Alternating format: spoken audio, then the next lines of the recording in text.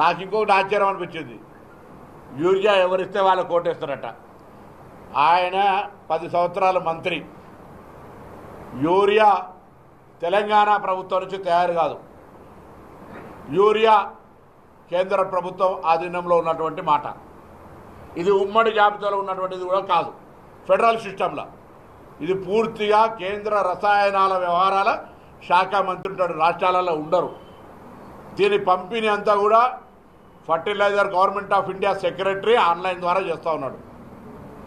ఈ సందర్భంలో తెలంగాణకు వివక్షపూరితంగా, ఉద్దేశపూర్వకంగా ప్రభుత్వాన్ని బదనాం చేయాలి.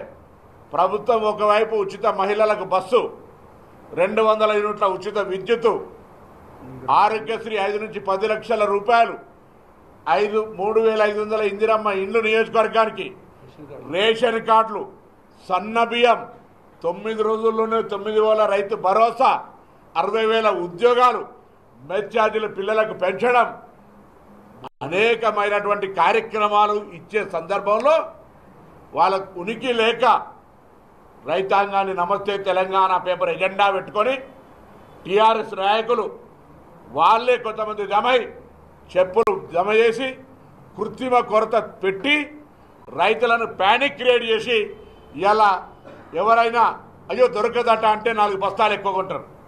ఆ విధంగా సరుకులు అడ్వాన్స్గా కొనుగోలు చేసేటువంటి కొంత కన్ఫ్యూజన్ క్రియేట్ చేసి ఇలా రాక్షసానందం పొందుతున్న టీఆర్ఎస్ పార్టీ, భారతీయ జనతా పార్టీలను ఏమనాలని అడుగుతా ఉన్నాం రైతుల సాక్షిగా.